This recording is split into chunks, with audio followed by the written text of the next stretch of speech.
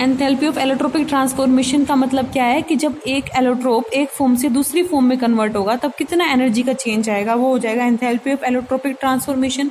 Allotrope समझो, allotrope क्या होते हैं, एक ही एलिमेंट क्या होता है कई बार डिफरेंट डिफरेंट स्टेट में पाया जाता है। जैसे फॉस्फोरस होता है, नाम सुना होगा आपने फॉस्फोरस, ये 3 फॉर्म्स में पाया जाता है। एक होता है रेड फॉस्फोरस, एक होता है व्हाइट फॉस्फोरस, एक होता है ब्लैक फॉस्फोरस।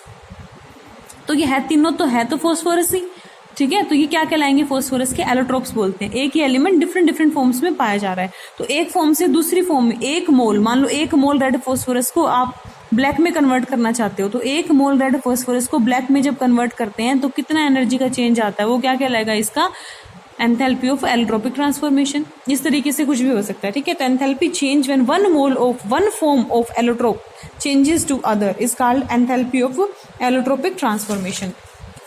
ऐसे एंथैल्पी ऑफ हाइड्रेशन क्या होगा, हाइड्रेशन होता है वाटर का एडिशन, वाटर का लगना या वाटर के साथ रिएक्ट करने को क्या बोलते हैं, हाइड्रेशन। तो ये क्या हो जाएगा, the amount of enthalpy change when 1 mole of anhydrous salt combined with required number of moles of water. किसी भी साल्ट को, अनहाइड्रस साल्ट मतलब जिसमें वाटर प्रेजेंट नहीं है, तो ऐसे किसी भी साल्ट को, अनहाइड्रस साल्ट को जब वाटर से रिएक्ट कराएंगे, 1 मोल अनहाइड्रस साल्ट को जब वाटर के साथ कंबाइन किया जाता है या वाटर के साथ रिएक्ट कराया जाता है तो कितना एनर्जी का चेंज आएगा, वो क्या कहलाएगा, enthalpy of hydration. Enthalpy of fusion क्या हो जाएगा भाई, फ्यूजन क्या होता है, सबसे पहले तो ये समझो फ्यूजन क्या होता है, सॉलिड का लिक्विड में कन्वर्ट होना। तो ये बोल दो कि किसी भी सब्सटेंस के 1 मोल सॉलिड को जब लिक्विड में कन्वर्ट किया जाता है तो कितना एनर्जी का चेंज आएगा, वो क्या कहलाएगा, एंथैल्पी ऑफ फ्यूजन। अगर हम इसका उल्टा कर दें, लिक्विड से सॉलिड जाने की बात करें, लिक्विड से सॉलिड जाने के प्रोसेस को क्या बोलते हो, लिक्विड से सॉलिड जाने के प्रोसेस को क्या बोलोगे आप, फ्रीजिंग, ठीक है। तो यानी फ्यूजन का उल्टा क्या होता है, फ्रीजिंग। तो जो एंथैल्पी ऑफ फ्यूजन रहेगा उसका जस्ट अपोजिट कर दें आप साइन में। अगर मान लो एंथैल्पी ऑफ फ्यूजन अपनी पॉजिटिव है तो उतना ही अमाउंट नेगेटिव में क्या कहलाएगा, एंथैल्पी ऑफ फ्रीजिंग, ठीक है। Enthalpy of fusion is enthalpy change in transformation of 1 mole of solid into liquid at its melting point. It is called molar enthalpy of fusion. एक मोल के लिए ले रहे हैं तो उसको मोलर बोल दिया, ठीक है। As freezing is reversed of fusion, enthalpy of freezing, freezing क्या होती है, सॉलिड से लिक्विड में जाना, has same value with opposite sign. Enthalpy of fusion और एंथैल्पी ऑफ फ्रीजिंग दोनों सेम होंगे, बस साइन अपोजिट होगा, क्योंकि ये दोनों प्रोसेस भी तो एक दूसरे से अपोजिट है। भाई सॉलिड से लिक्विड जाने के लिए हीट करना पड़ता है और लिक्विड से सॉलिड जाने के लिए क्या करना है, टेम्परेचर कम करना पड़ता है, ये तो बात है, ठीक है। नेक्स्ट है एंथैल्पी ऑफ वेपराइजेशन क्या होगा, it is the amount of heat required to convert 1 mole of liquid into vapour. Vaporization में लिक्विड को वेपर में कन्वर्ट करोगे तो 1 मोल लिक्विड को वेपर में कन्वर्ट करने में कितनी एनर्जी चेंज आएगा, वो क्या कहलाएगा, एंथैल्पी ऑफ वेपराइजेशन। उसका उल्टा क्या कहलाएगा, वेपराइजेशन का मतलब है लिक्विड से वेपर में जाना, उल्टा कर दो, वेपर से लिक्विड में आने के प्रोसेस को क्या बोलते हो, कंडेंसेशन। तो एंथैल्पी ऑफ कंडेंसेशन क्या हो जाएगा, जब 1 मोल वेपर को कन्वर्ट किया जाता है लिक्विड में तो कितना एनर्जी चेंज आएगा, कितना एंथैल्पी चेंज आएगा, वो एंथैल्पी ऑफ कंडेंसेशन हो जाएगा। यानी कि एंथैल्पी ऑफ कंडेंसेशन और वेपराइजेशन दूसरे के अपोजिट होंगे, same value with opposite sign, ठीक है। ये साइड नहीं है भाई, इसको सही कर लेना, साइन। एंथैल्पी ऑफ सब्लिमेशन क्या होगा, इस प्रोसेस को समझो पहले। सब्लिमेशन क्या होता है, जब हम सॉलिड को सीधा किस में कन्वर्ट कर देते हैं, वेपर में।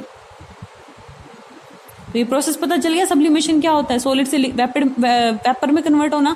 तो 1 मोल सॉलिड को जब आप वेपर में कन्वर्ट करते हैं तो कितना एनर्जी चेंज आएगा, कितना एंथैल्पी चेंज आएगा, वो एंथैल्पी ऑफ सब्लिमेशन हो गया। It is the enthalpy change in conversion of 1 mole of solid directly into vapour. Sublimation में क्या होता है, सॉलिड जो होता है वो लिक्विड में कन्वर्ट होने की बजाय सीधा किस में चला जाता है, वेपर फेज में। जैसे आपकी पूजा में जो कपूर जलाते हो आप, वो क्या होता है, उसको आप, वो सॉलिड होती है, उसको जब जलाते हैं तो सीधा वेपर बन जाते हैं। वैसे सॉलिड से हमेशा क्या बनता है, लिक्विड बनता है ना, सॉलिड को हीट करते हैं।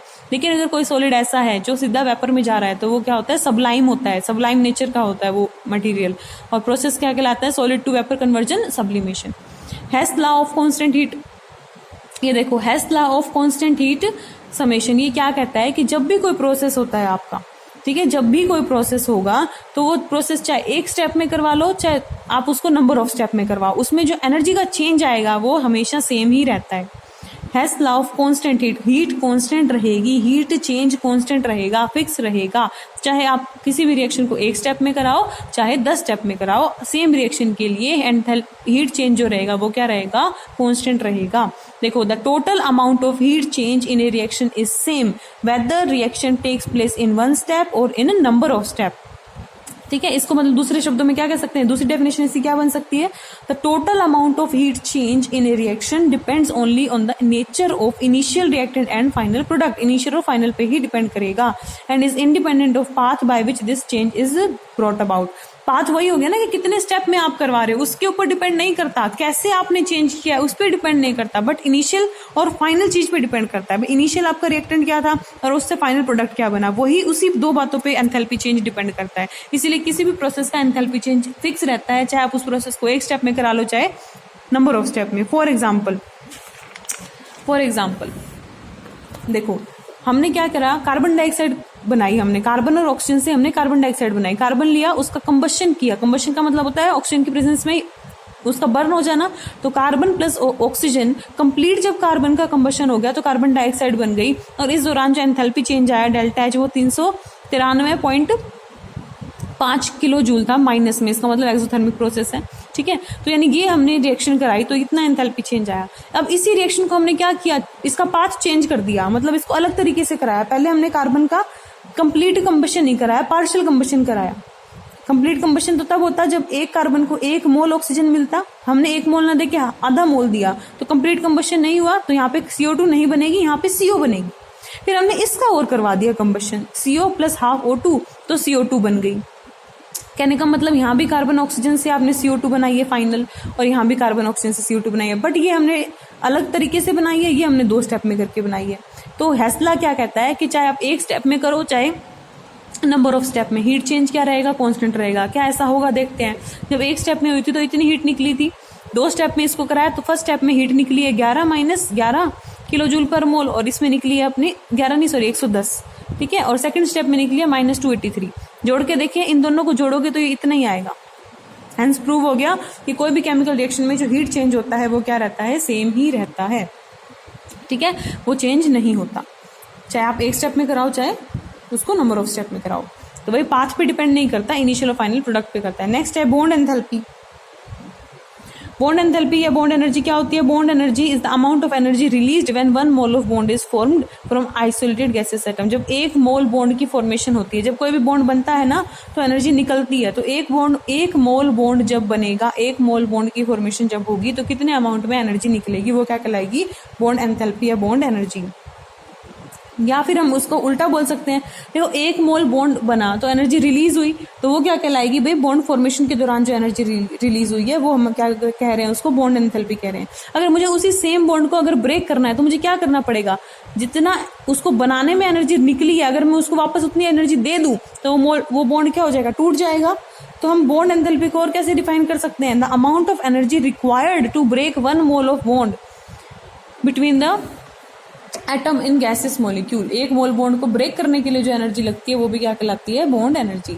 ठीक है, for diatomic molecule like H2N2O2 bond energy is equal to bond dissociation energy, but in polyatomic molecule average bond energy is bond enthalpy. ठीक है, जैसे मान लो क्या कह रहा है कि H2 है, O2 है, N2 है, डायटोमिक मॉलिक्यूल्स है ना, तो इसमें तो क्या रहेगा, आपकी एनर्जी सेम रहती है भाई। मान लो H2 है तो इसमें एक ही टाइप का बॉन्ड है भाई, हाइड्रोजन के बीच में। ये O2 है, इसमें 2 बॉन्ड है लेकिन है दोनों सेम ही, दोनों ऑक्सीजन के बीच में है।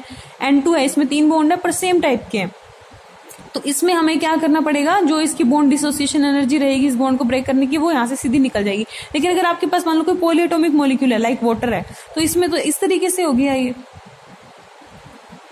ठीक है, तो यहाँ पे क्या रहेगा, अपना 2 बॉन्ड है हमारे पास। ठीक है, या कोई और एग्जांपल लो आप, इसमें HNO3 ले लो, HNO3,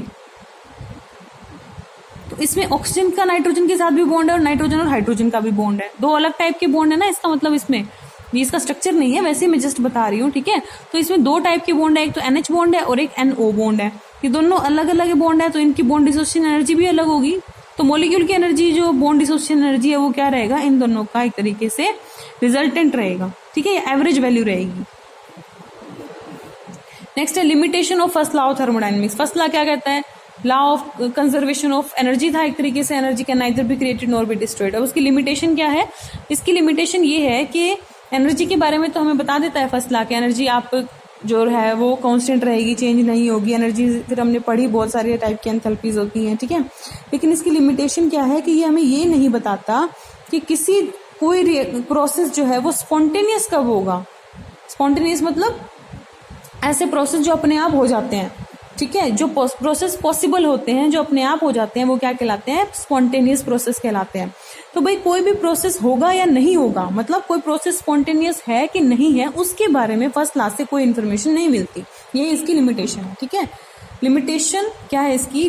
the first law of thermodynamics, limitation of first law of thermodynamics is that it provides no information about spontaneity और feasibility, एक ही बात है, spontaneity या feasibility एक ही बात है, of a process, that is whether the process is possible or not।